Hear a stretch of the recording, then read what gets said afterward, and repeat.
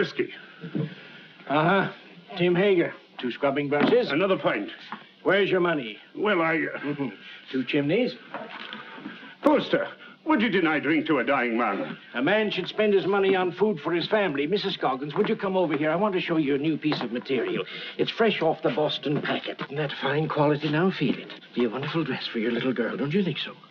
It's money, money, money with your Poster. Nothing but money. I've been sorry for him ever since his wife ran off with that lieutenant. If he'd spent less on whiskey, he wouldn't have lost his wife. Let me show you another piece. Drunk or sober, Ma would have left him anyhow. She was that kind. Yeah, how do you like that for quality, huh? Let him have it. Very well, Tim Hager. You'll have your whiskey. But this is the last time... All right, Poster. No preaching. It's his little girl I feel sorry for. Poor little Jenny Hager. Faster, faster! Can't you swim any faster?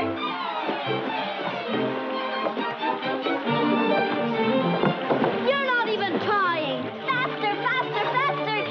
Faster, faster! Come on, faster!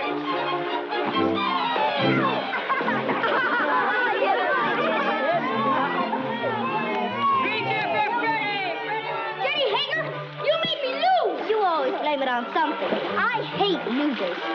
You're scared of the water. I can't swim. You'll never learn till you get out in deep water. But I'm cold. Oh, why don't you go help your father in the store?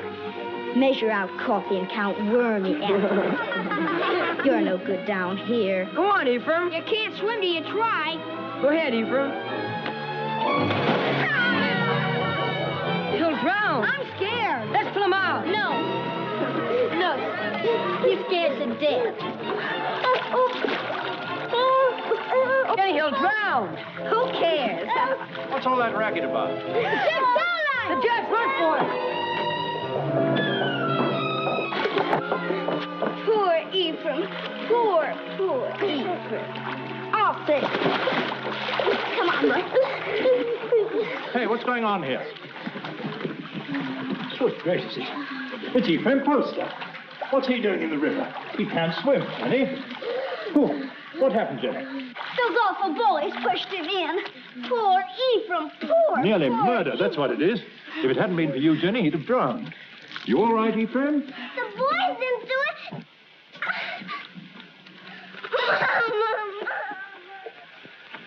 There we are. Ah, Tim, you're just in time. Huh? This little girl of yours is just... Tim Hager. Stumbling drunk in the middle of the day. You ought to be looking after you, Jenny, not going from tavern to Jenny? tavern like... I've no wife to care for either of us now. It takes money to bring up a fine lass, Your Honor. You mean it takes money to keep yourself drunk?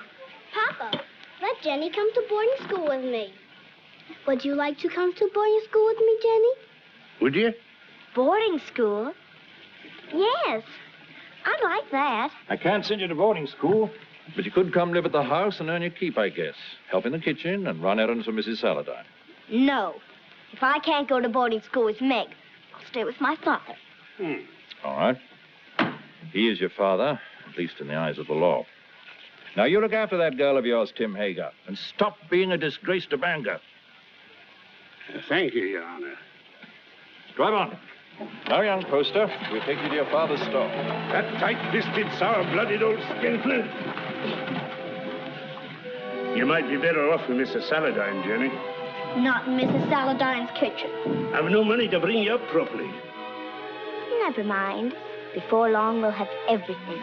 Houses and carriages, horses and kitchen maids. All those things, my lass, you're a wee bit young. Just as soon as I grow up, we'll have everything we want. Because I'm going to be beautiful. Empty. Beautiful.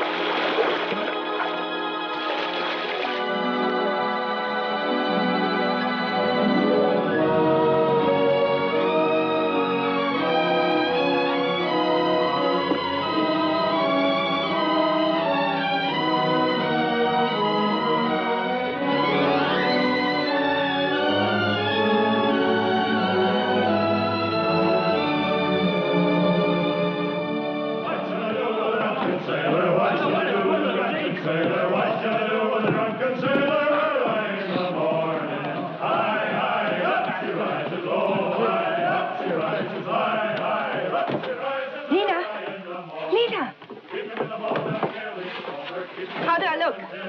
Nice. Enough ribbon? Not for me, but the real ladies have different ideas.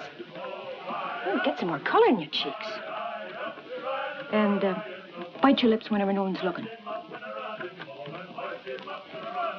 Men love red lips. Let's go down and meet the packet. Why should I? The sailors will all come up here anyway. Oh, but the best ones get picked off down at the dock. Listen, honey, with your looks, you don't have to worry. Why, you can get the youngest and the best-looking men on the river. I don't want the youngest. I want the richest. Jenny, that's a recipe for trouble. Don't worry about me. I can handle trouble. I know you can.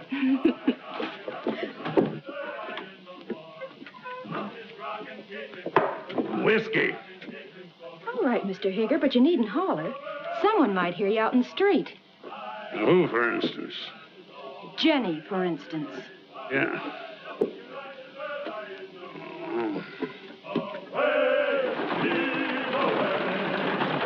Put some life into those men. Come on. Heave. Away. Heave. Yo-ho. Heave. Away. Heave. Yo-ho.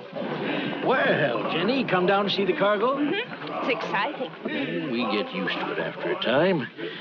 I suppose I import more stuff than any other man in the state of Maine. How many vessels do you think I own, counting the lumber barges? 56. Who told you? Somebody? Here, have some tea. Got a handkerchief? Oh, I don't need one. Take a good handful of it there. It's a present. All my lads, away. Away. The work was hard and the voyage was long. The seas were high and the gales were strong. So heave ho, my lads, from Holloway to Devon. The sails are filled, our work is done. Yo-ho! I heard the skipper say, Lever, Johnny, lever, tomorrow you'll get your pay. Most people think it's easy to get to be a rich man. And believe me, it's hard. Why, when I first came to this town over 30 years ago with nothing but a peddler's pack on my back, Hey, you! You! Get away from that girl! Hey, you! Wait!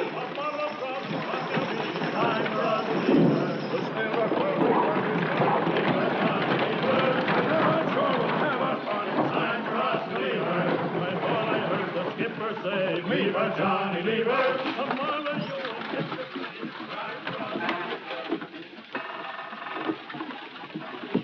Well, I was just saying to myself, I bet my good old friend Tim Hager is sitting right this very minute in the Purple Whale and wouldn't mind passing the time of day with me. Lena?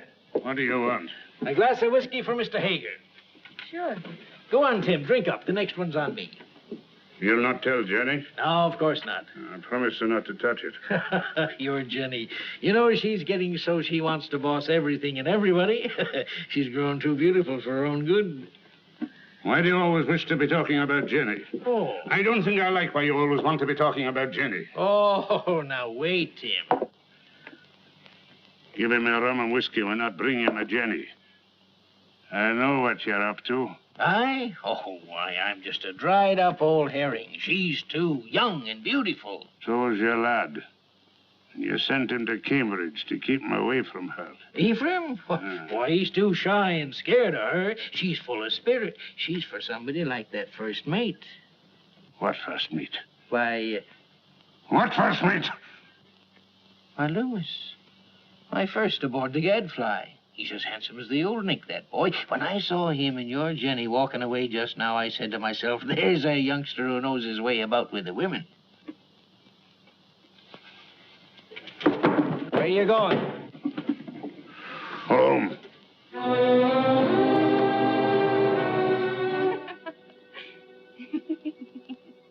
Good night.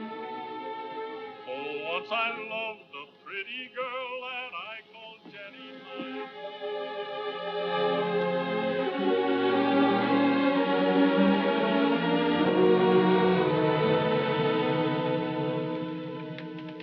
You're like your mother.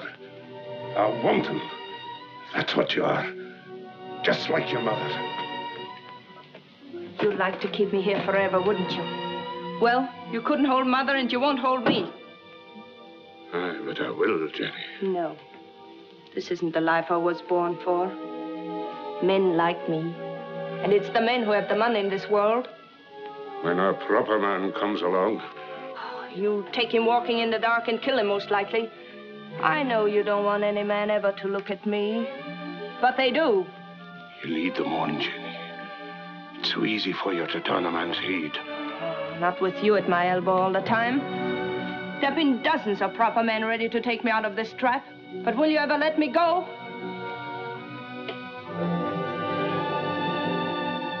I know Mr. Poster wants me. I made him want me. What do you think of that? There's a devil in you, Jenny Hager. A devil straight from the bad place. And I'm going to whip him out of you. You're going to beat me. This is one beating you're not like.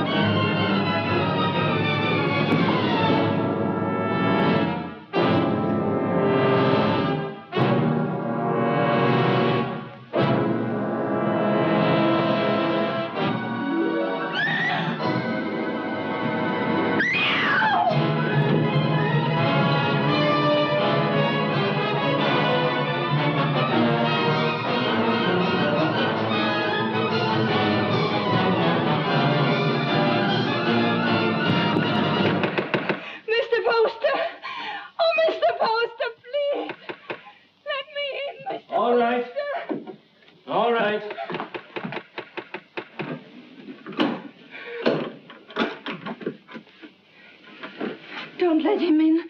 Don't let him get me. He'll kill me, Mr. Poster. What is it, Jenny girl? Who's after you? Father took after me with a whip. Land of promise, Mr. Poster. Come help her, Mrs. Hollis. There now, Jenny. Don't worry. Everything's going to be all right. You bathe her and rub some butter on them bruises and put her in my bed. Oh, that Tim Hager, he ought to be birched. That would take 6 men to do it. He's big, Mrs. Hollis, but no bigger than righteousness. If the town don't birch him, he'll be birched by the Lord. You showed good sense, Jenny, in coming to me. I'll do this. You stay outside. Oh, there now. If you keep on crying, your face will be all swole up tomorrow. And that's no way for a pretty face to be. He held me with one hand so that I couldn't move. And then he beat me until I thought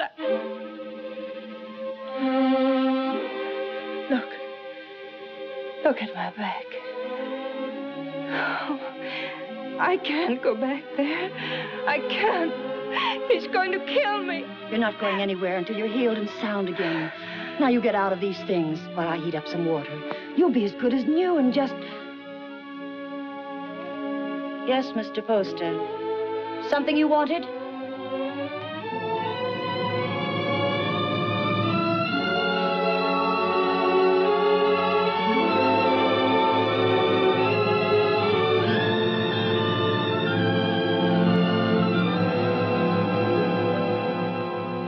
Drove her out into the night like a dog that wouldn't obey.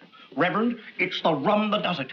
We ought to scourge every tavern keeper out of town and into the river. If I had my way... We ought to be deciding about the girl, Deacon Adams. There's been enough scourging for one night. One thing is decided.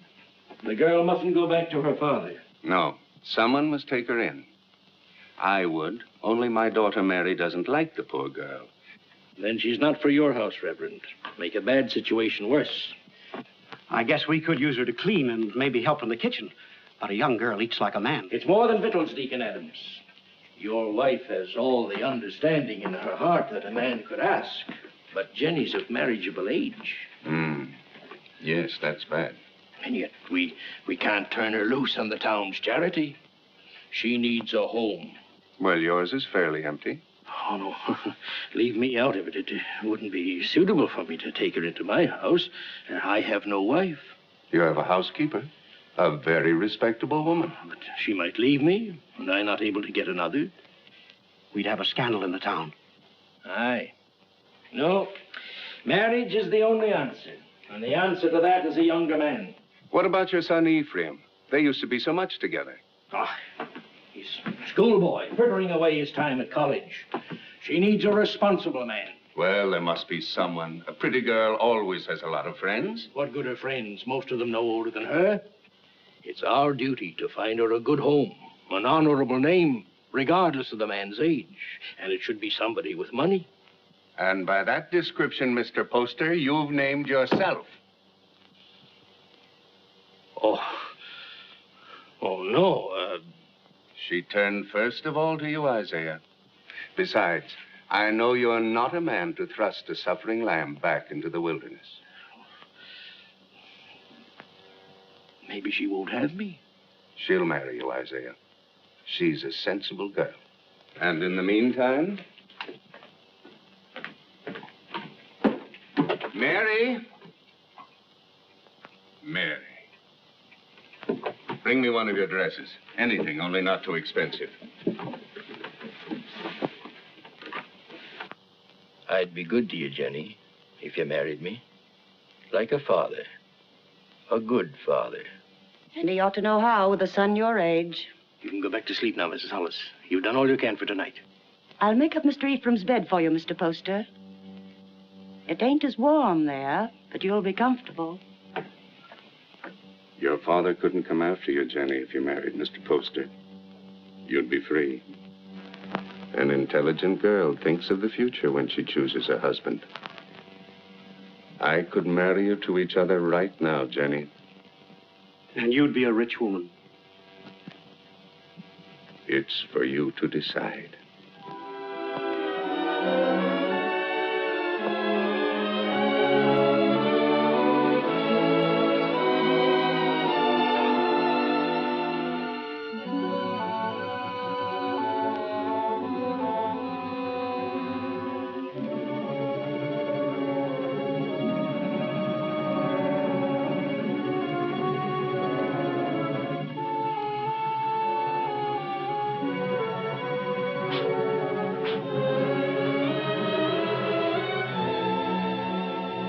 And when my father died, I turned to the only friend I had, Mr. Poster. He was very kind, taking me into his home and giving you a nice young mother.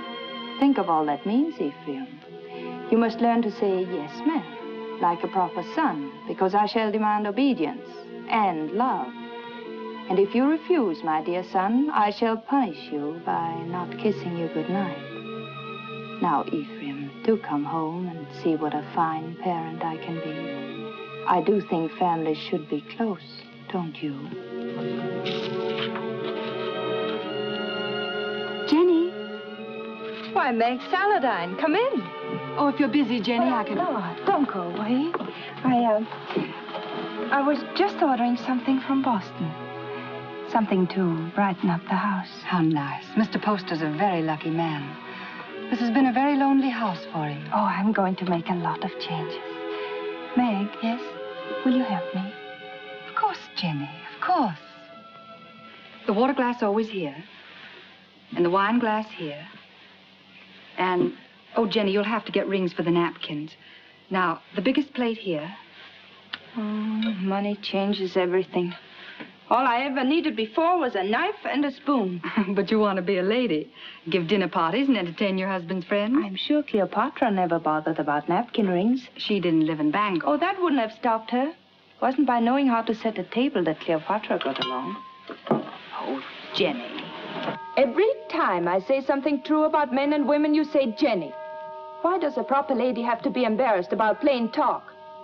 It isn't honest, and it makes old maids. Doesn't anyone here care about church? Judge Saladine and Mr. Poster are waiting outside, and I'm in the ladies' choir. Didn't apply to me, that remark about old maids. I've already met my very special gentleman. He's not anyone in Bangor. His name's John Everett. He's Wood's boss for her husband. And he's a very educated man. Is he young? A little older than I am. Good looking? He's beautiful.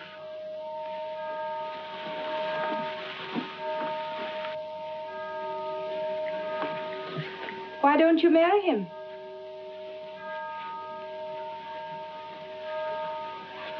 He won't. He has no money. Oh, that's nonsense. Does he love you? Yes. And you love him? Then make him marry you. Oh, Jenny, I wish I knew how.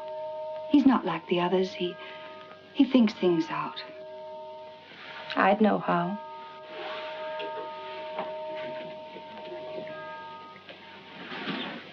I wouldn't give him a chance to think.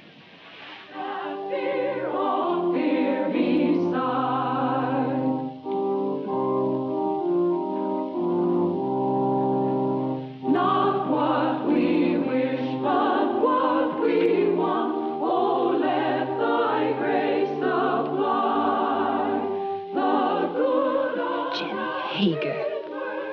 Jenny Poster.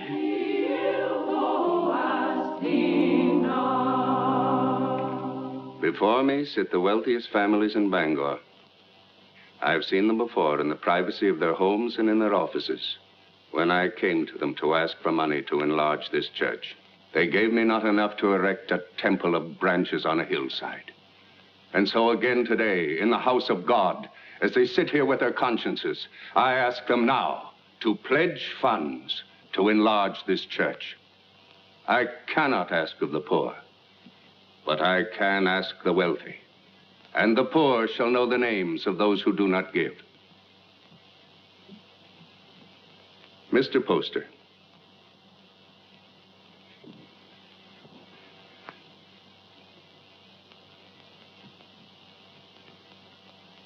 Judge Saladine? Mr. Burroughs? Mr. Bailey? Mr. Clayton? This is intolerable. If you have no feeling for your fellow men, at least take some interest in the welfare of your own children. Grog shops and low houses cover every inch of our waterfront. Our wealth is poured into Devil's Half-Acre, and our young men, your sons, have nowhere else to go. Give me a bigger church, and I'll keep them here. Will no one pledge to the church more than just enough to save his face? Mr. and Mrs. Isaiah Poster will contribute $1,000.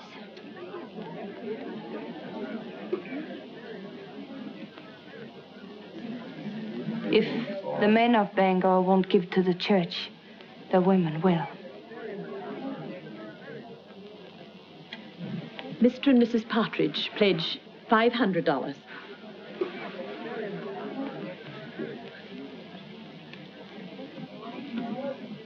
Judge Saladine will pledge $1,000. Jenny, I want you to go on working for the church. A church can endure only upon deeds and not lip service. I'd say her lips have done you enough service. $1,000. If you think I've so much money, you ought to... Stop it, Isaiah. You're the luckiest man in Bangor. Oh, Mrs. Poster, I'm so glad to see the younger members taking an interest in the church, and I must apologize for not calling on you directly after you were married. That was a wonderful contribution, Jenny. He's a wonderful husband to let me make it. Good morning. Good day, Reverend. Good day, Reverend. Good morning. Good morning. Good morning. It ain't the money of mine, but I'd like to know what you're doing with it before you do it. I gave the money because I hate grog shops and what they do to people.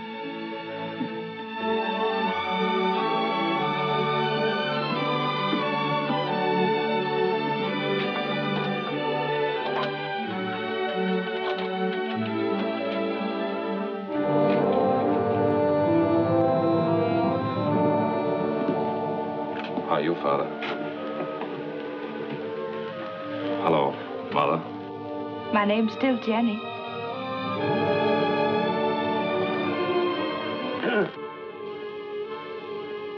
You came home, did you? I thought you'd be on your way to England or somewhere by now.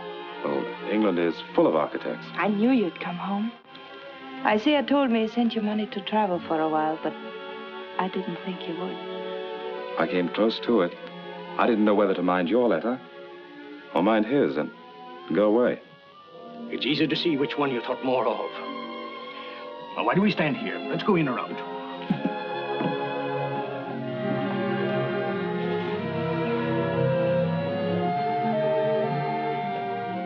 And let me do the writing to my son. Mr. Ephraim. My Mr. Ephraim. Why, you've grown as much as you ever will, haven't you? Oh, I'm stunted. You don't know how to bake an apple pie in Cambridge? You'll have one every day if only you'll stay here. He'll stay.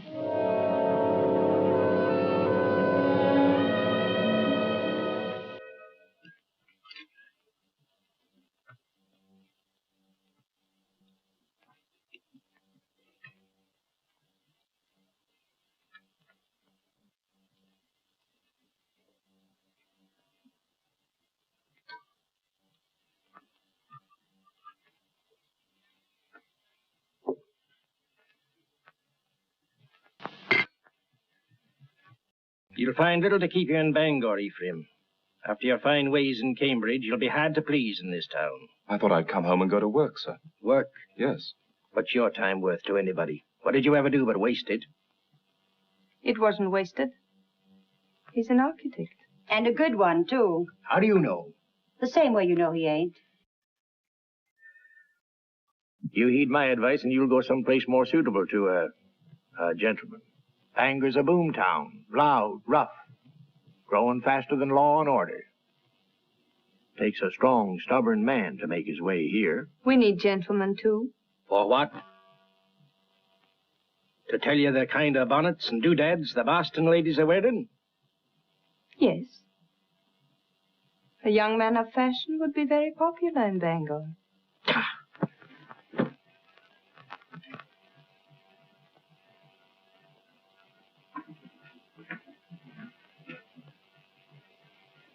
I'll join you later.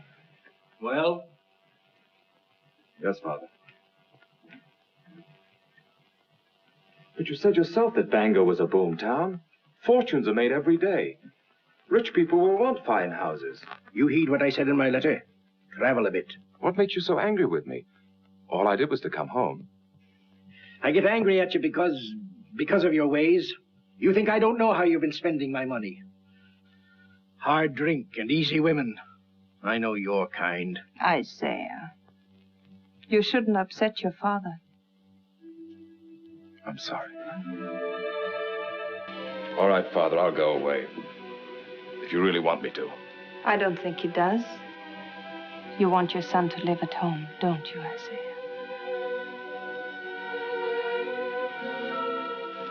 I've got a headache from all this talk. I'll lock up. It's time we all got some sleep.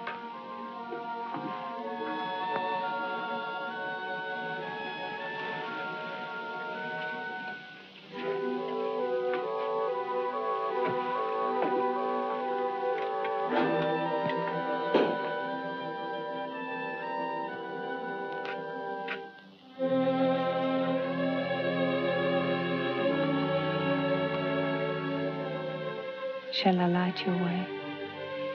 Thank you.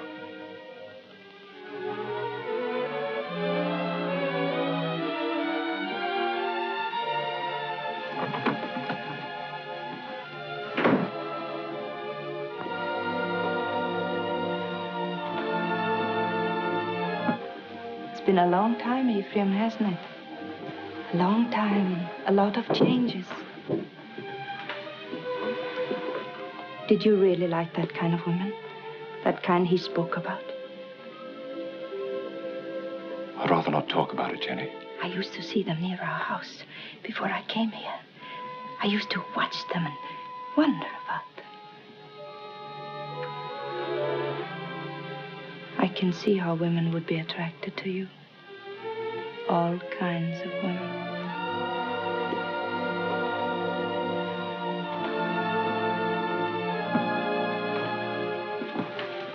Good night, Ephraim.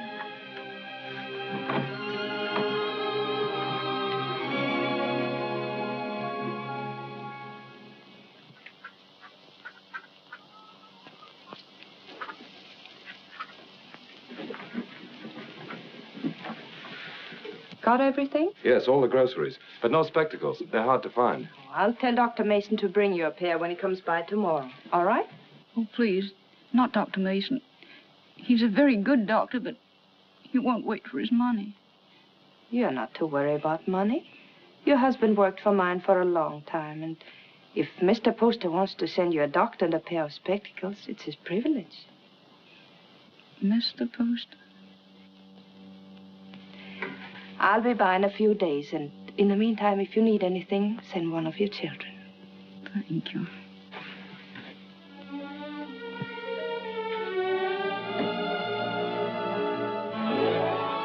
That's the way to hold your place in the town, Ephraim.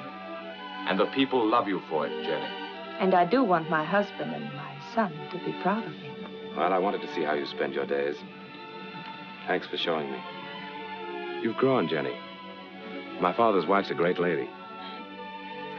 I think behind Mrs. Isaiah Poster, you'll still find Jenny Hager. You remember Jenny Hager? Oh, that little ruffian? Well, she pushed me in the river right here. That isn't true. The others pushed you in. I pulled you out. Oh, that's right, you did. Of course I did. Didn't we always stick together?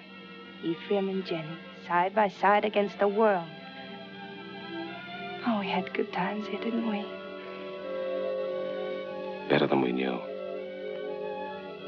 Shall I tell you something? I always think of this as our place, yours and mine. This is where we first thought we were in love. Yes. Silly, wasn't it? This is where you came to tell me your father was going to send you off to college. Yeah. And I said it was because of me. And I said he'd never separate us by sending me away. Oh, Jenny, the things I said. Of course, if you'd been home the night I came to your house, I would have been married to you now. Let's go, huh?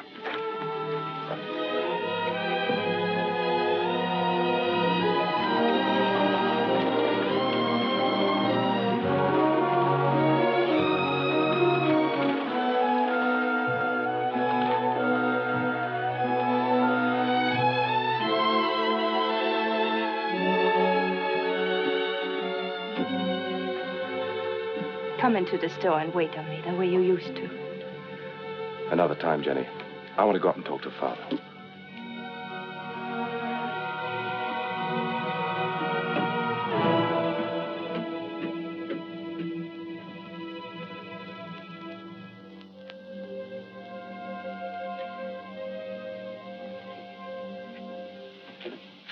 Hello, Father. Be with you.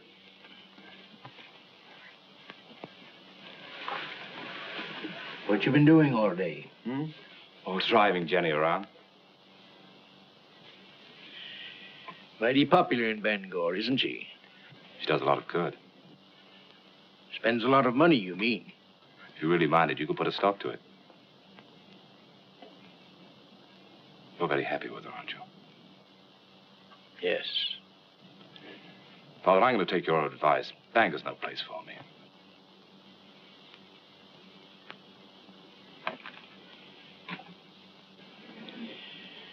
When will you be leaving? Right away, before the river freezes. I thought I'd spend the winter in Boston and then go off to Europe in the spring. I think your father needs you here, Ephraim. Why, Jenny, you feet like a bird. I didn't hear a sound. You want him to stay, don't you, Isaiah? Why don't you tell him you want him to stay? Can't you be honest with your own son?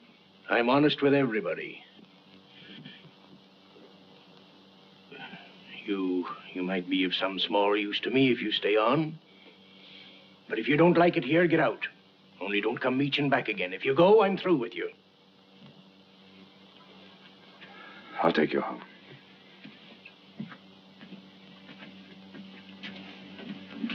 Don't work too hard, Isaiah.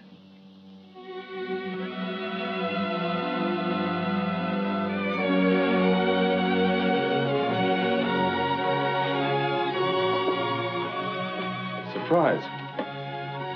When Bangor's Lady of Mercy goes out to deliver her packages, her sleigh should fit the season. That's a confession you've been thinking of me. Of course I think of you. Yet you've been avoiding me. Careful. Paint. Put it down.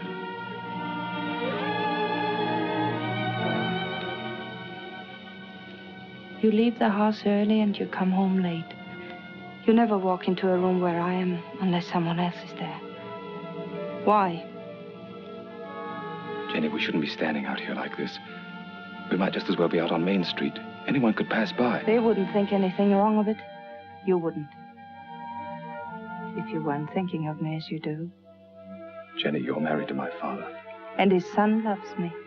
He's been so good to both of us. His son has always loved me. I should have gone away. But you couldn't. Because you love me. Yes, I've loved you since before I knew the meaning of the word. The day I came home, the time you kissed me. The moment I said I'd stay here, I've loved you and loved you and loved you. Jenny! Jenny!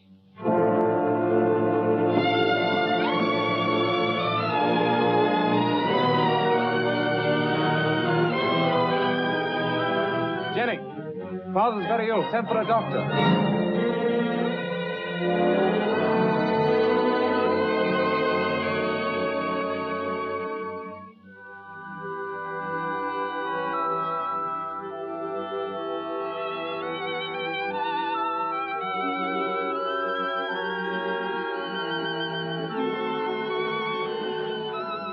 Jenny. Yes, Isaiah, I'm here.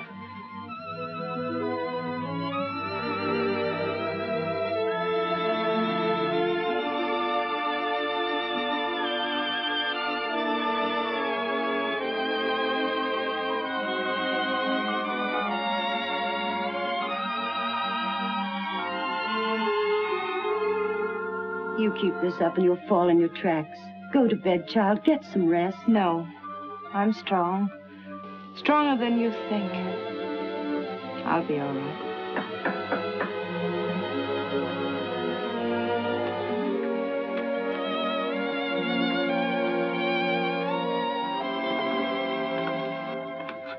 How is he? Just the same, sir. Is there any possibility of speaking with him, Jenny?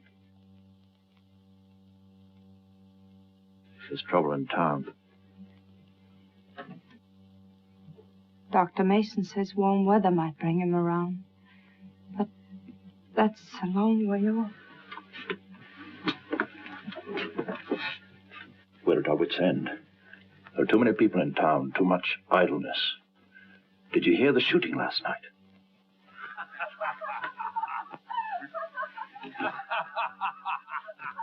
That's the sort of thing we're up against. Lumberjacks coming to town between jobs with rum and women on their minds. He told us 2 years ago we should have a police force. We should have listened to him. Well, Jenny, take care of yourself. Meg sends you on love.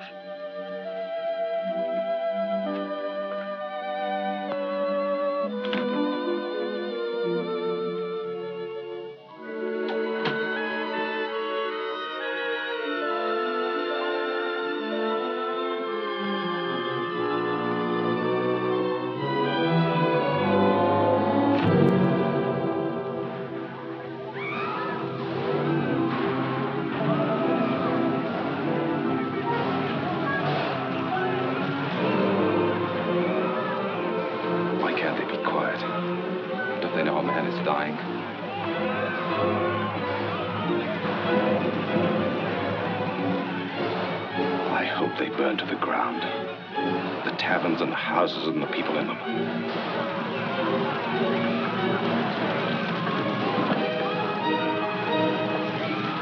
Judge Saladine.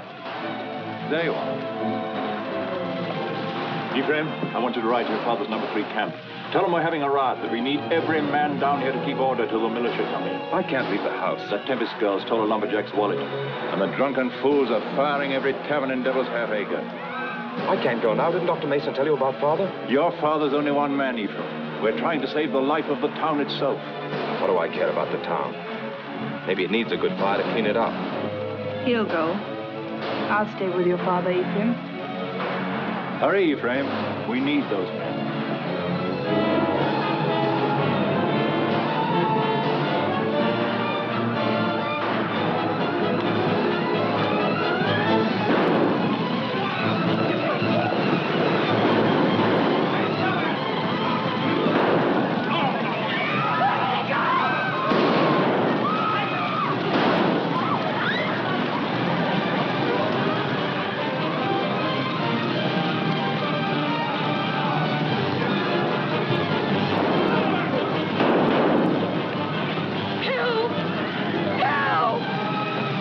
Jenny!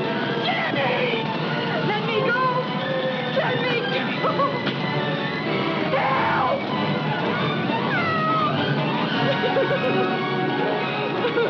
Smoked you out, didn't he? Where's my money? I didn't take it. I didn't take it. Where's my money? Let's give her a bath. That'll lose the tongue. Let her go. Keep out of this, ma'am. People are getting hurt. I didn't steal his money. He was drunk in the back room.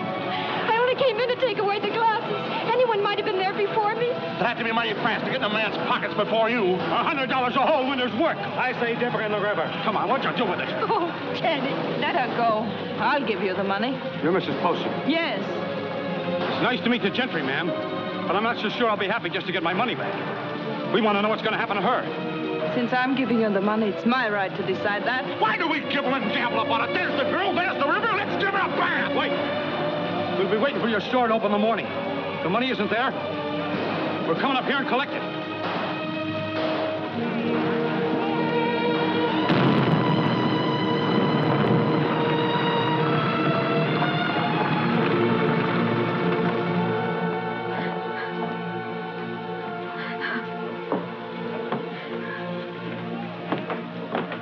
They're crazy with drink, Jenny. Burning and shooting and stabbing. I didn't take that money.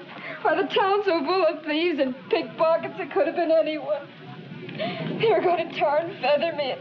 I hid upstairs under the rafters. They burned the place to the ground.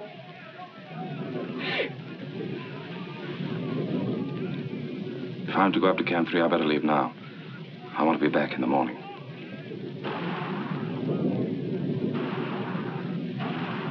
Oh, Jenny, what am I going to do now? I've no place to live, no place to go. It isn't right, Jenny, to be smoked out in the streets like an animal. I don't want you to worry about it, Lena. I want you to rest. Lena, do you remember the house I used to live in? Well, I want you to stay here for the night, and tomorrow you move in there. Won't cost you a cent, and if anyone should bother you, you come to me. Oh, you're good, Jenny. That's why you come up in the world. That's what I tell everybody about you.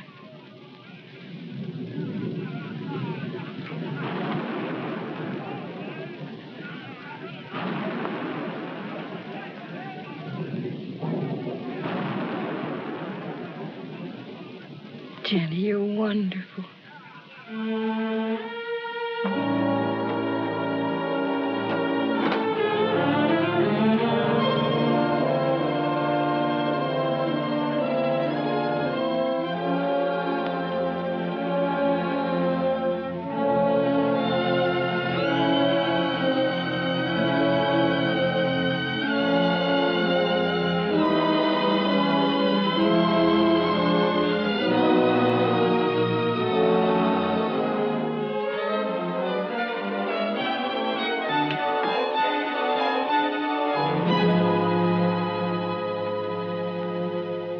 Are you going to take the carriage or the brown mare? I thought the mare would be better. You'll be careful, won't you? I don't want anything to happen to you.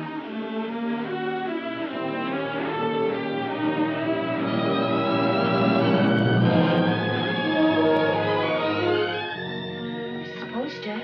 Oh, Mrs. Poster?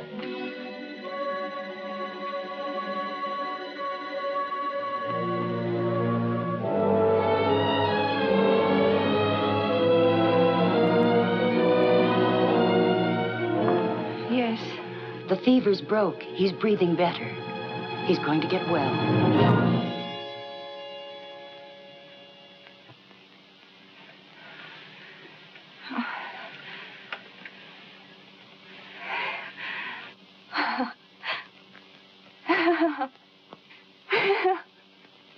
Jenny, my poor child. You've been so brave. But you mustn't break down now. You mustn't.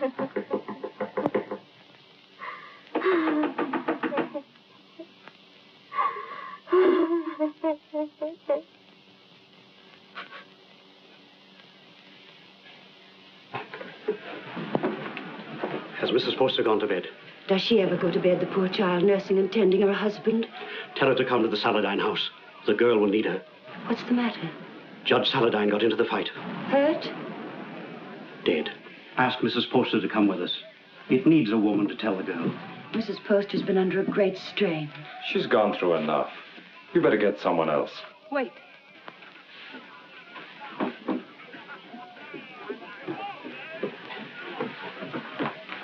Pack my things and send them to the Saladin house. I'll be spending the night with Meg.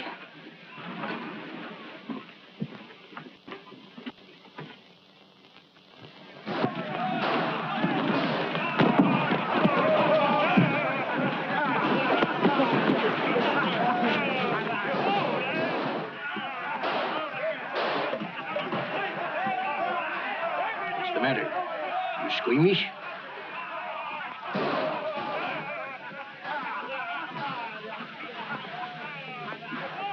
They're still fighting. Can't someone ask for permission to bury the dead? I did. So we all sit about and wait for the liquor barrels to run dry. The loafers and drunkards have taken over the town. And for 3 days, a man like Judge Henry Saladin can't be carried to his resting place. There's a fine victory for rum. Don't talk like a fool. When those woodsmen come in from the timber, they want some excitement after the winter's work. You take away their pleasures, they'll go to work in another part of the country. Which only proves that we've got to have a police force, some sort of city government, that's all. You've been too tolerant a man, Isaiah Poster. Too interested in lining your pocket. When my lumberjacks come down from the hills, they'll patrol the town till we get them decently harried. Why don't you lie down for a while? You worried about me, Jenny? That you'd found out what kind of a tough old tamarack you'd married.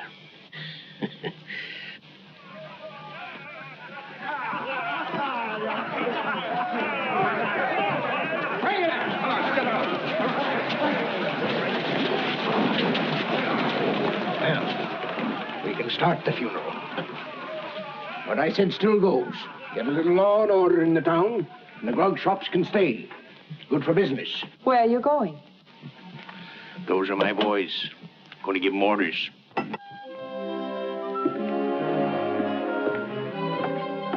Look. Oh, Isaiah, are you hurt? You all right, Mr. Poster? Yes.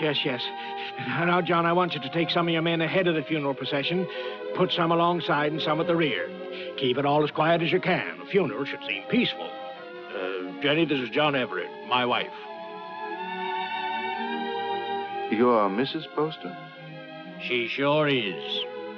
How do you do? John. I thought I heard your voice.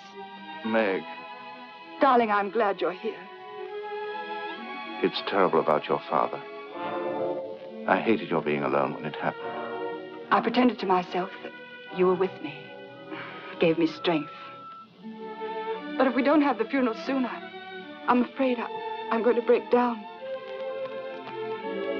Meg, you'll come to our house this evening. You'll be with us, won't you? Thank you.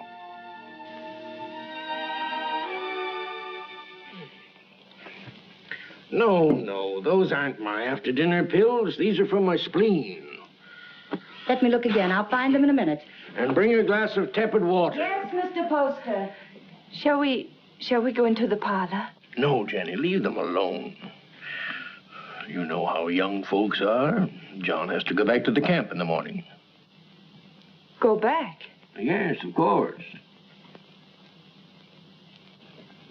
Darling.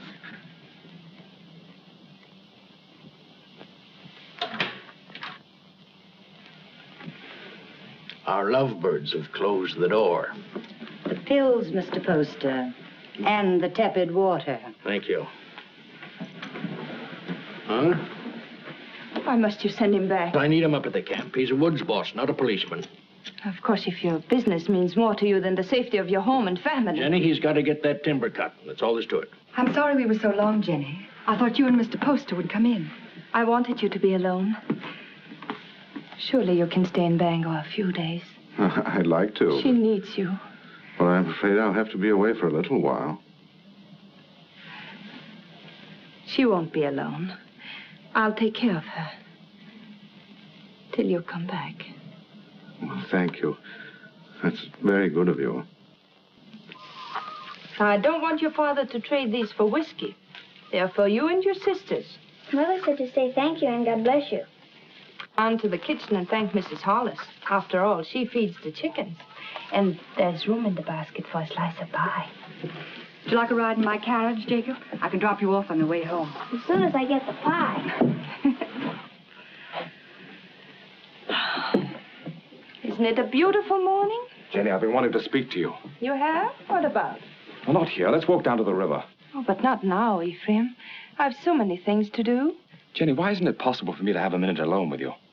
We're alone now. It's not my idea of privacy. Mrs. Hollis in the kitchen, Father home every day, Meg following you about.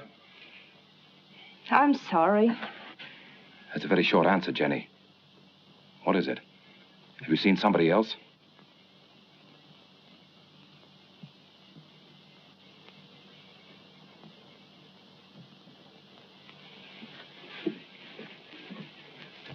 They stole nearly 10,000 feet of first-run pine. Where? Upper Big Bend. And there's not a trace of who did it. Mr. Poster, unless you get the law to step in, there won't be a choice tree left in that whole section. Law. I own that land, and I'll make my own laws. I've got to make a trip up to the hill countries. Timber pirates. I want you to come with me. Me? It's time you saw what pine on the stump looks like. It's my business, and you ought to learn it. Come along, I'll get you something to eat. Thank you, sir.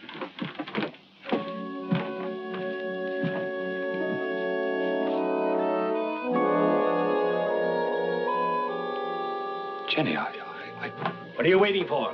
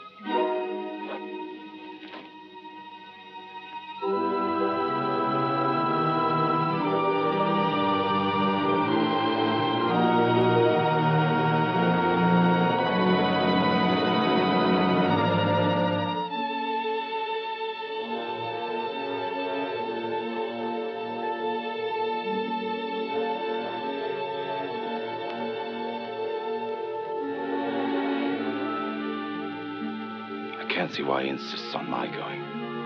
I'll be dead useless weight, and afraid of the water besides. Boats would be bad enough. These will be canoes, flimsy Indian canoes made of birch bark.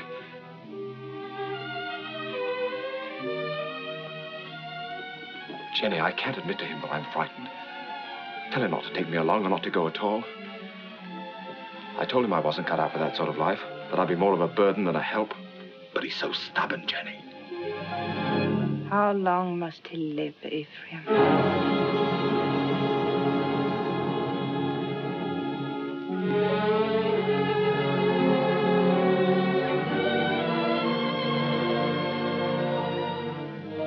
How long must he live between us? Jenny, don't talk like that. I want you to do something for us. But you're afraid. I could promise you so many things, and yet you're afraid. He's my father. As long as he's alive. Why does everything frighten you? You're going to make me very angry.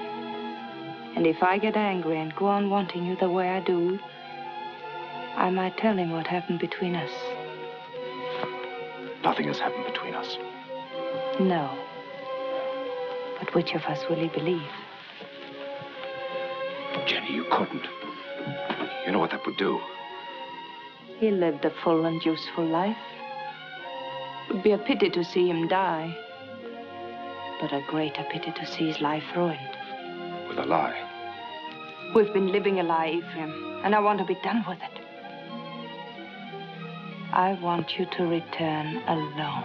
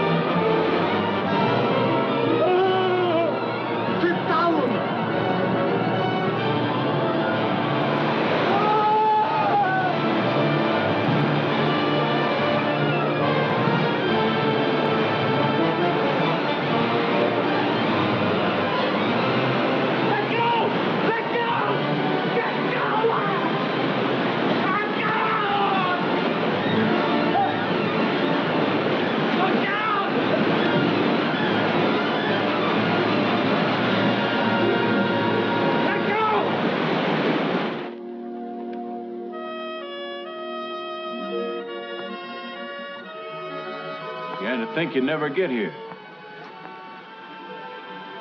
Where's the old man? Where's your father? What happened? What happened? He make old man die. Now, we go through swift water. He afraid. He stand up in canoe. And the canoe turned over. Mr. Poster was too weak to swim. They fought to see which one would get that bailing bucket. I guess you can see who won. He's dead?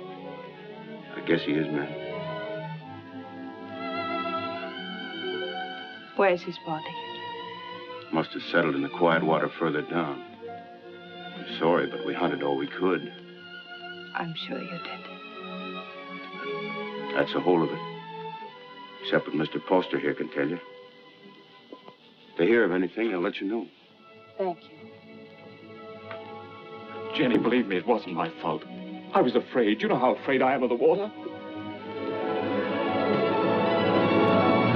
You can't come into this house, you wretched coward. You killed your father.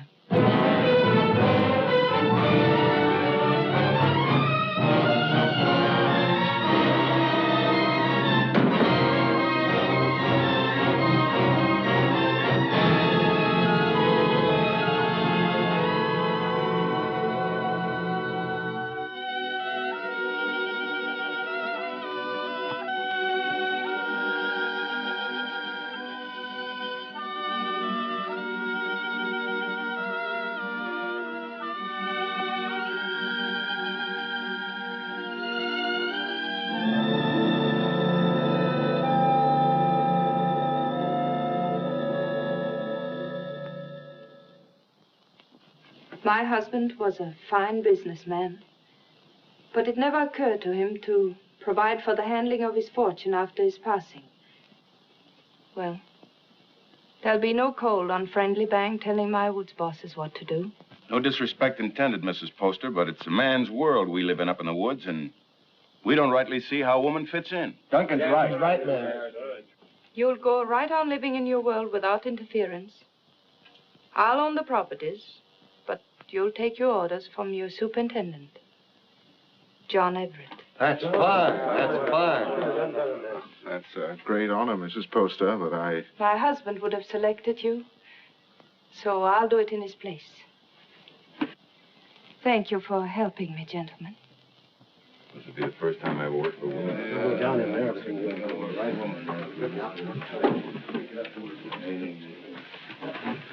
Until this meeting, I thought I was very much alone in this world. Mr. Poster was a fine man. It'll be an honor working for his lady. We won't give you any trouble, Mrs. Poster. Good day, ma'am.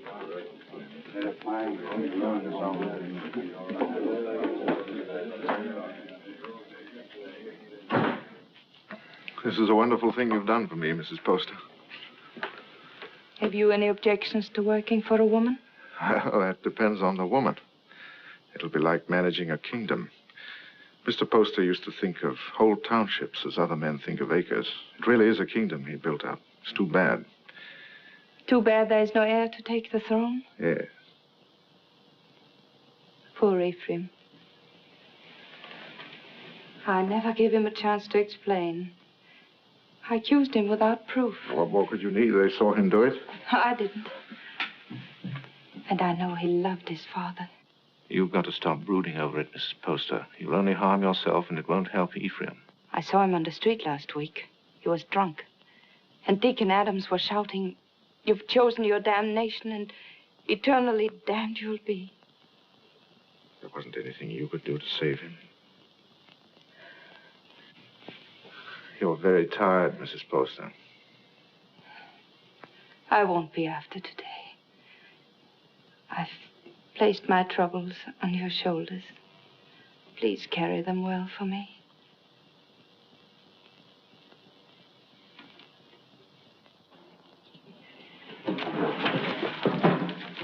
Meg, Jenny spent all morning getting them in order. Don't, Meg. You'll only mix them up more. I was only trying to help. Oh, I'm sorry. I didn't mean to shout. You're tired. In every bone, driving timber was nothing to this. You might as well have remained in the woods for all we see of each other. I'm doing my best, Meg, but the work takes up all of my time. I know. I wasn't criticizing. I was just wishing that... But what? John, Yeah? I'm lonesome. John? I'll see you tonight. For dinner? That's a promise. Meg, I haven't seen you for days. Food for a hard-working man. Ah, that's nice.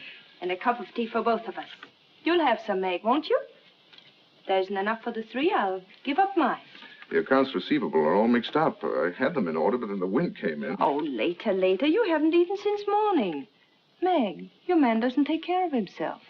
You better do it for him, or there won't be anything left of him to marry. John, there's a rumor that a company's being formed to build steamboats. Is that going to affect us? Not while water freezes, because then steam's no better than sails. But steam trains, Jenny. Just think. There'll be one to Old Town, and one maybe to Holton, and definitely one coming this way from Augusta. And we can load our wood right on our own trains and get into market weeks before the ice breaks. We'll outsmart everyone in the business. There'll be no stopping us once we get started. Jenny, you'll be the richest woman in New England. Then we'll have to make you the richest man. What's happened to Meg? Meg?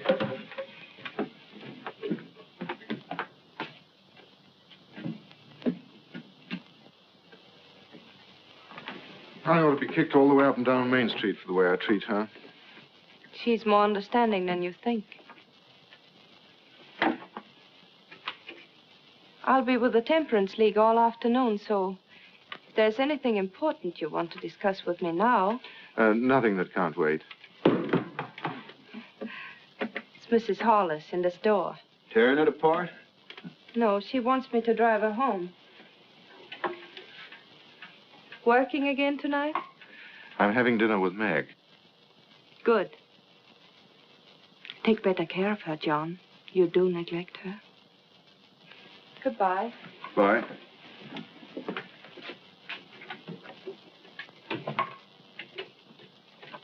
Camp 3. Thank you. She's a wonderful woman. Someday I'm going to pull a bottle out of his hand and bash his head in. Who are you talking about? Young Poster. You should hear the things he says about her. Has he been talking about her? Why, that drunken little... I've seen her nearly sick with worry over what he's doing to himself. Find out where he stays. I want to see him. Poster, are you in there?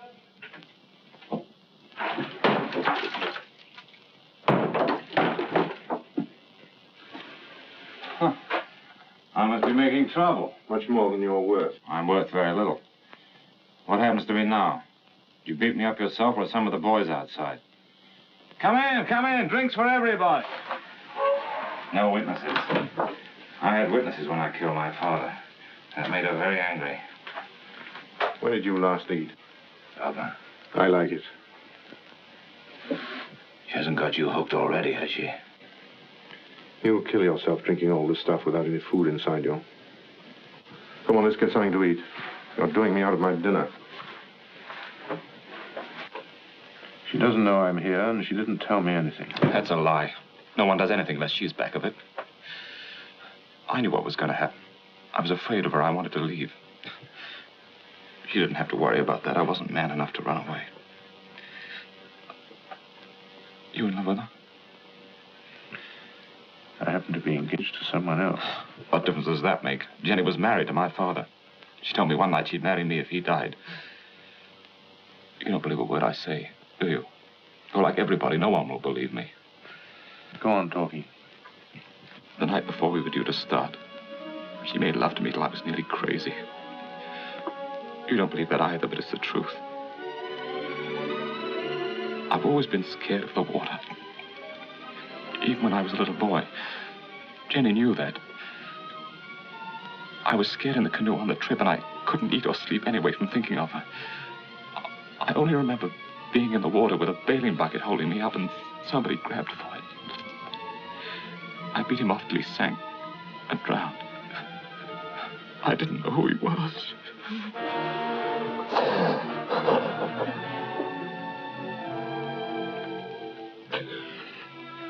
She's so rotten. You've got to believe me. She's not even a human being. Maybe I did know who he was. I guess I did. She'd put the thought in my heart. And if I hadn't done it then, I know I would have later.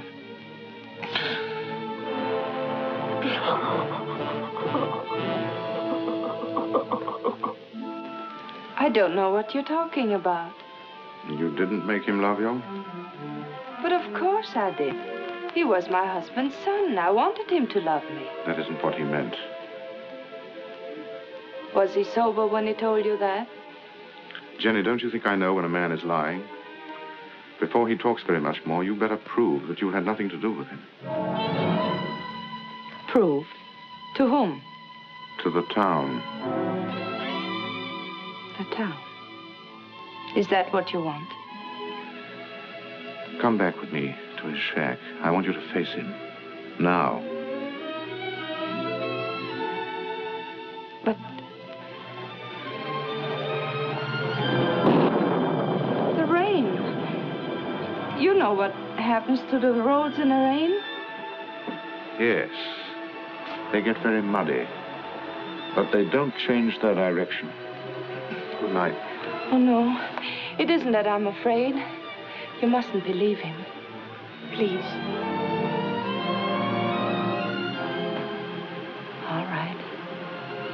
I'll go.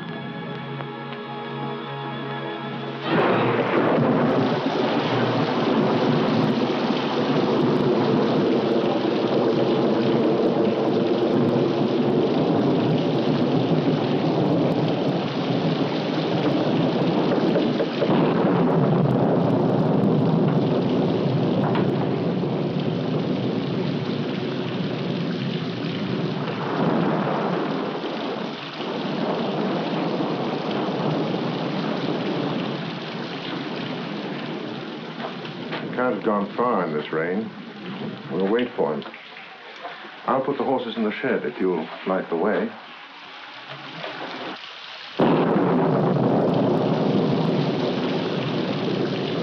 See if the shelter's clear.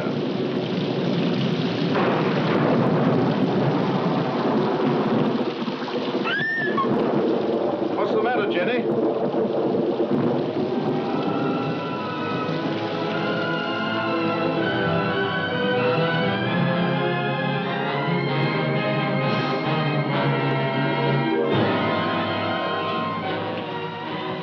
Don't look, Jenny. I did that. I drove him out. Jenny. Don't say I didn't do it. If I would have said one word to defend him, others would have listened. I killed him. Didn't I? Jenny, please.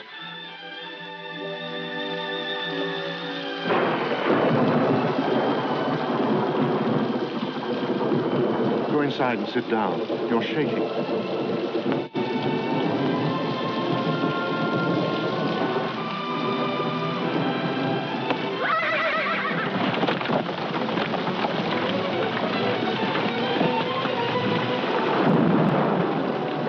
What was it? What happened?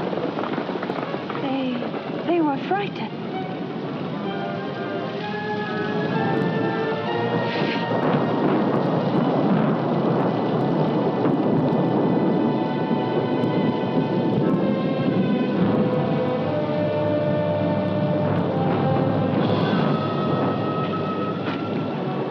We're 10 miles from town, and we'll have to walk.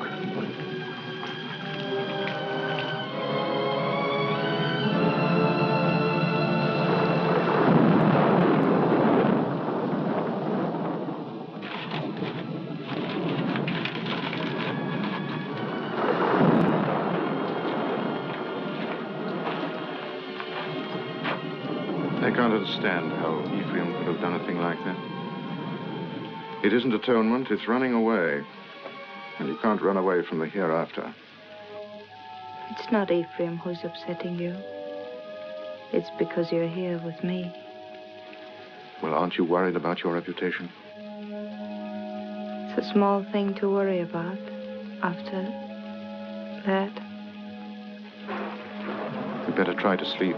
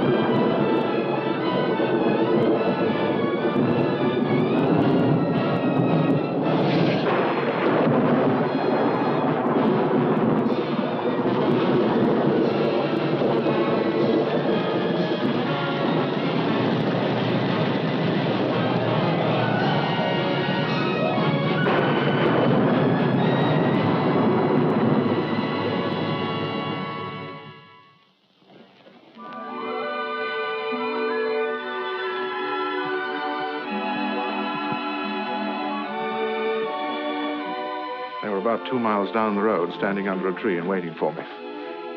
And the carriage? Just a broken axle. I can fix it in an hour.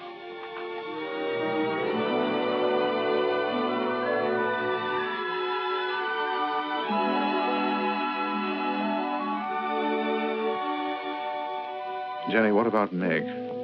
She won't try to hold you. I know, but to stand up to her and tell her that I love someone else. You won't tell her. A big, clumsy thing like you. It's a woman's job. Oh, no. But she's a friend of mine. I can make her understand. I'll tell her myself. But, John...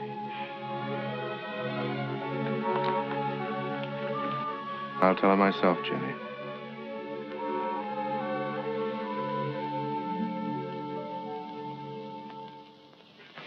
It must have been the storm. That's the only way I can explain it. The storm and the excitement and the lightning struck us. What more can I say? It's nice that we're such friends. Makes it easy to talk this over. There's nothing to talk about. I love him. But if you still want him, he's yours. You know that. You know I'd give him back to you if you asked me to. I suppose I'm a fool. Why? I should have realized that when he said he loved me, he must have said the same thing to you just the day before. No, he didn't. He never said those words to me. I thought it was because he was shy.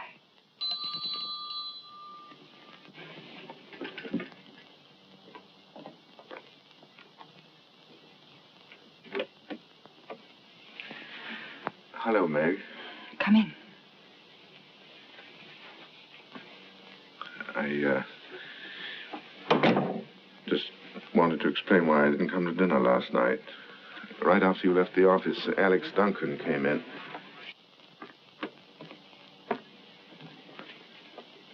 Jenny, I told you I wanted to explain this to her myself. I didn't think you should. I'll be waiting for you outside.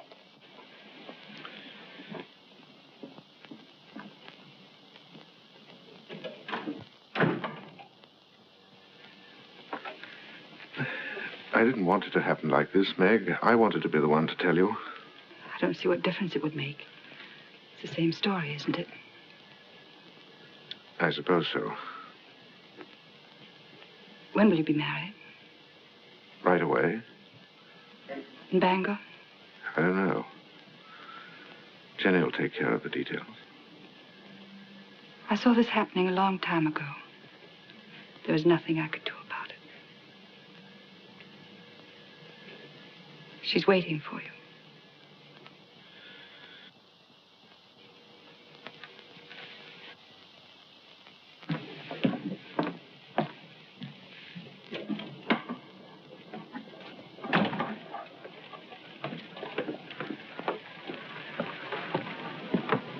Jenny, how could you do a thing like that? I thought if you came here alone, you wouldn't come back to me.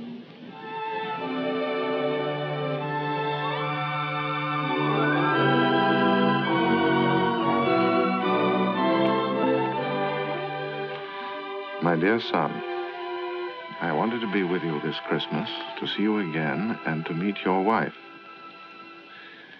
But all your brothers are bringing their families here, so I can only send you this ring in my place. It was given to me by your grandmother to be passed on to the wife of my eldest son, and I know Jenny will care enough about it to do the same. Will you? What if we only have daughters? We'll have sons. I have made up my mind. What else does your mother say? Well, she talks about my brothers and how deep the snow is, and then she says, "A Merry Christmas to you both, my dears. The Lord bless you, Jenny, and make you fruitful. My arms ache for John's first boy." Your mother must be a wonderful woman. I hope that someday you'll say I'm just like her. Well, that won't be easy. Mother had 9 sons. What a lot of boys running about the house. Must have been very uncomfortable for her. Oh, she loved it. She would have been uncomfortable with a small family. The Everetts run to numbers. Tell me about your brothers. Are they all tall and handsome like you? Do they all have pretty wives? Why? Prettier than I am? You vain little peacock. You know there's only one answer to that. Say, I married the loveliest of them all, and the best. say, I love you. I love you. Say, we don't need anyone else, ever. Anyone at all. No one.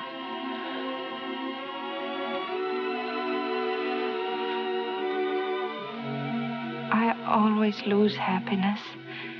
I can't seem to hold it. Keep me happy, darling.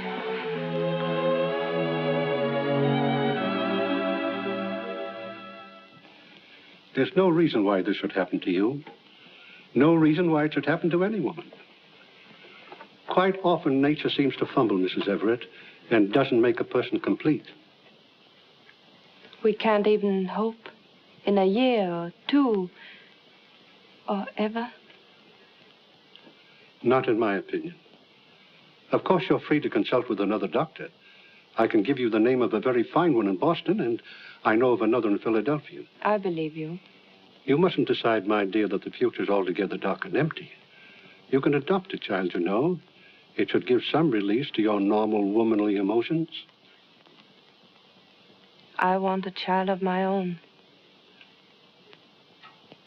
You won't talk to my husband, will you? I'll tell him myself when I think it's the right time. Of course. You see, he wants children. He's very fond of them.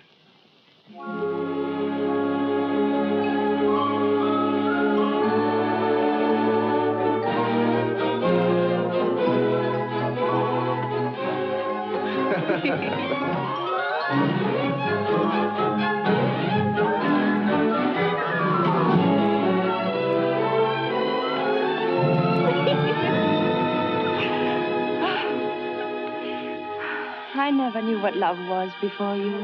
I know now I was never married to Isaiah at all. And Jenny, I want you to forget Isaiah. I want you to forget your whole life before I came into it. You know, a lot of new furniture isn't going to change that house. Why do you want to go on living in it? Oh, but it's a good house, John. It'll stand for a long time. At least until we know just where to build another. Well, I'm not finicky about where it'll be. I just think you want to go on living in that old tomb. What do you say, Jenny? Should we start building our own house? But that is our house. Belongs to Isaiah Poster. Let him keep it. Oh, but he's dead and he left it to me. Belongs to him and his son, and it's full to the roof with sorrows. I want to get out of it. I want new rooms and more of them. And for the sake of our children, I want light and air. There are enough rooms now. Which isn't the right house, Jenny. It's too close to Devil's Half-Acre. It isn't the place to bring up children.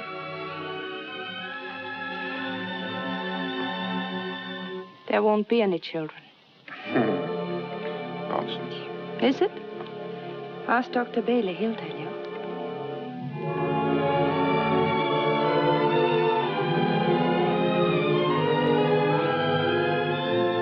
Seems there are some things we haven't talked about. When did you learn this? Some time ago. What exactly did Bailey say? Oh, I don't remember. Makes a lot of difference, doesn't it? How do you mean?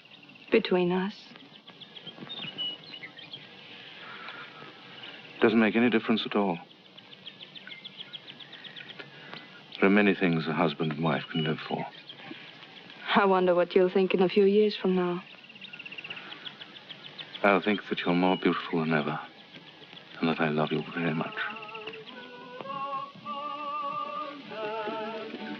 Oh, look. There's Lincoln Pentridge. He's a great man. He has special powers.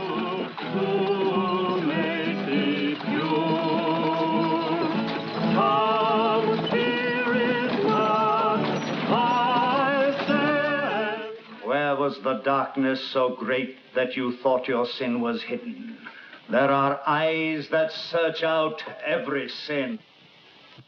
There is a tongue that will accuse you on the judgment day.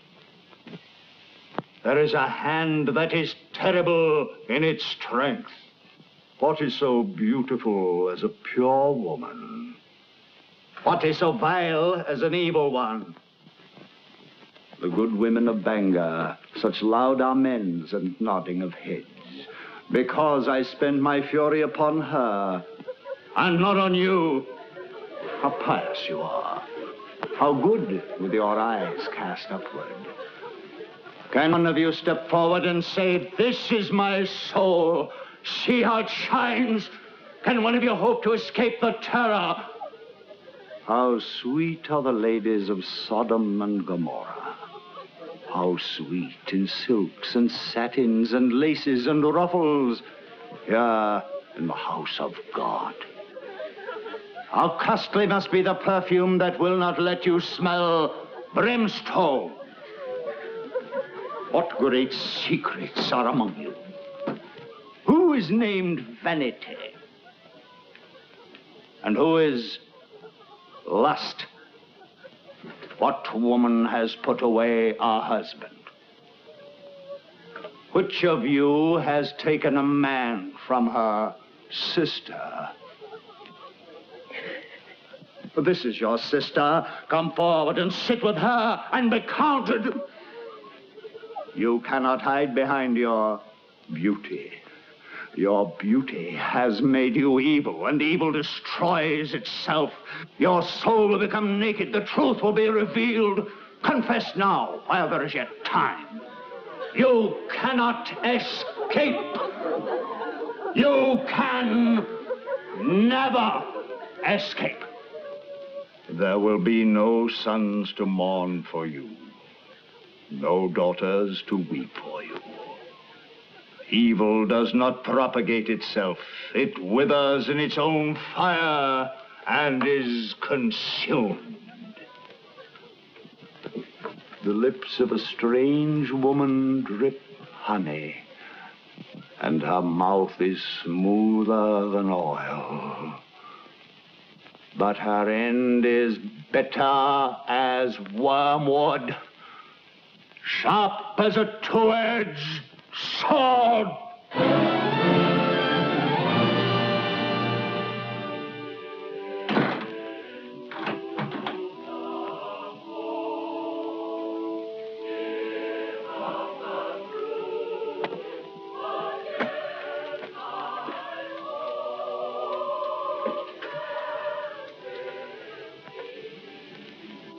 What's the matter, Jenny? I want light. It's so dark.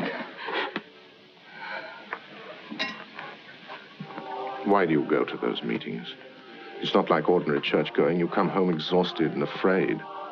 He was talking to me. Straight to me. I mean, what is it? The pit he talks about isn't down below, it's up here. I don't know why I listen to him. He tries to trap people. Tries to make them admit things that aren't true. He's not any better than the people he talks about. No, he's right. The town is becoming a sinkhole. That horrible man. To say to me what he did. He wasn't talking. He was talking to people like Lena. Jenny, I've come to a decision. We're going to put Lena out of your house. No. I don't care what she meant to you when you were a child. I'm talking about what she is now. I don't want you to be connected with her. Why not? In what way is she different from us? Except that she's more honest. She goes out of your house tomorrow. I don't want her sins on your hands. You good, righteous man. You hypocrite. Telling others what they must and must not do while you live in this house with me. Do you know what went on in this room before Ephraim killed his father? Jenny. Do you remember the things he said about me? You said he was drunk and afraid. Of course he was afraid. We're all afraid. There's hell opening under our feet. Jenny. This is where he sat. Sit down, John, and I'll show you how I made him kill his father. Sit down and I'll kiss you the way I kissed him. Why do you look at me like that? Why do you pretend everything he told you was true and you knew it? You knew it!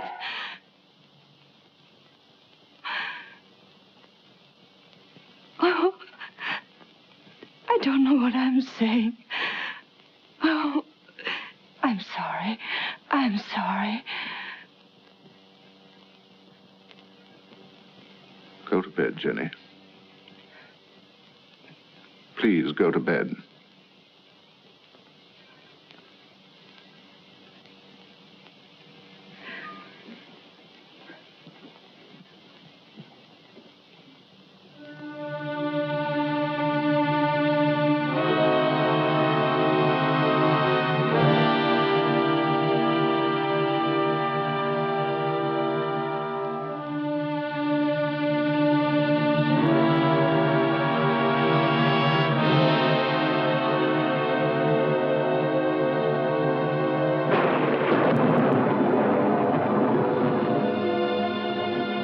John, is Mrs. Hollis back from church?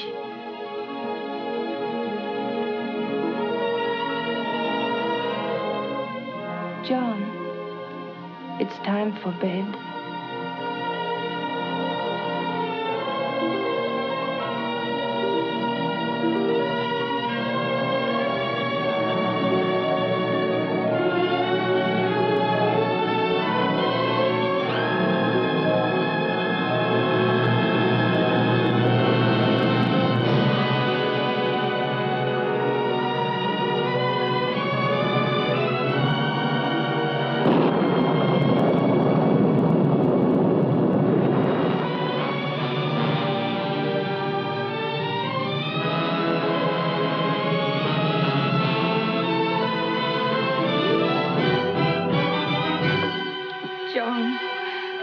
Forget what I said. You know I couldn't have done it. I never believed it. I tried not to believe it. Because you love me. You still do. Yes. Darling, don't be unhappy. We know each other now, and that's good. There'll be no more misunderstandings, no more quarrels. Oh, darling, there'll be just the two of us. No, there won't. There'll be 3. There'll always be Ephraim.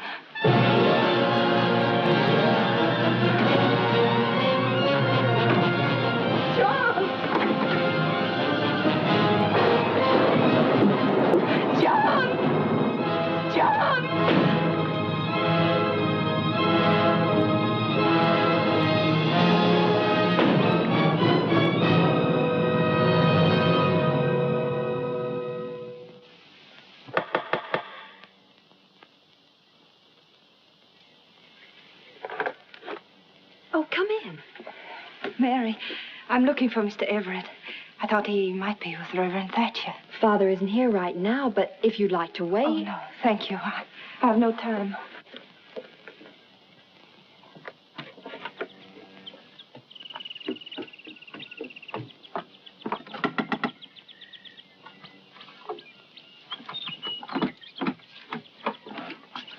Good morning. Is Miss Saladin home? No, Mrs. Everett. She went out. Has Mr. Everett been here? Oh, no, I haven't seen him. Thank you.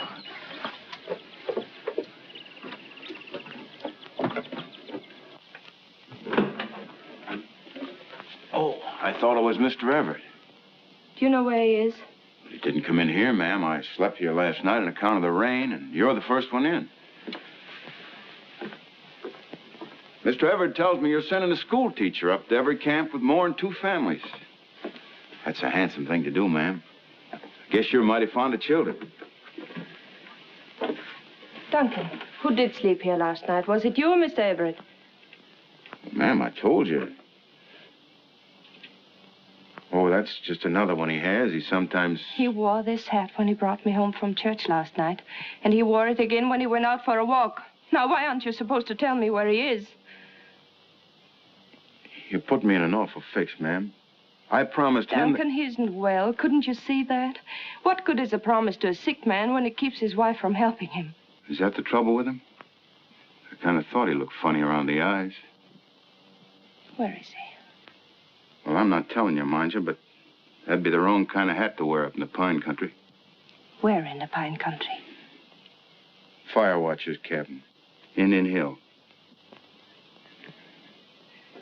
When will he be back? I don't know. 2, 3 days, I guess. Said he wanted to go up there and think a while. Oh, I got a loose mouth. That's my trouble. Makes 2 people I told where he is. Who is the other? Miss Saladin. Miss Saladin. Came in here about an hour ago and dug it out of me just like you did. Said she saw him last night alone. Acted like something was wrong. Next time he trusts me with anything, it'll... It was very good of you to come up here, Meg. But there's really nothing you can do to help me. No one can help me but myself. My whole life with Jenny has been the act of running away. I ran away from the woods where I belong. And again, I ran away from the truth when Ephraim tried to tell it to me. I forced myself not to believe him. I understand. If you had, you never would have married Jenny. No. But this time, I'm not running away. Right or wrong, my place is with Jenny. I love her, and I'm going back to her. John, I'm glad. Because I believe that her love for you has made her as good as everyone always thought she was. Shall we go now?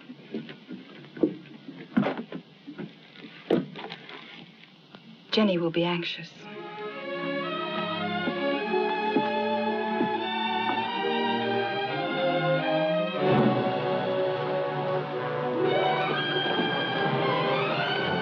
It's Jenny.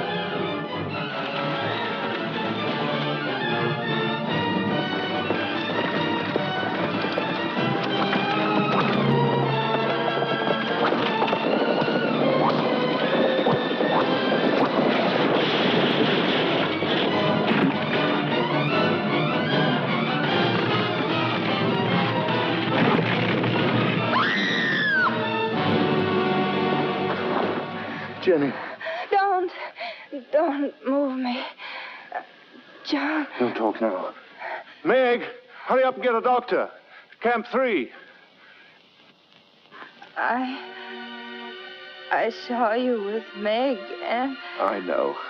I tried to hurt you. I wanted to hurt you. Don't, Jenny. Lie still. You don't know how I loved you so much. I'm afraid. Oh, John, where will they bury me? Jenny, don't talk about dying. Don't let them bury me with Poster.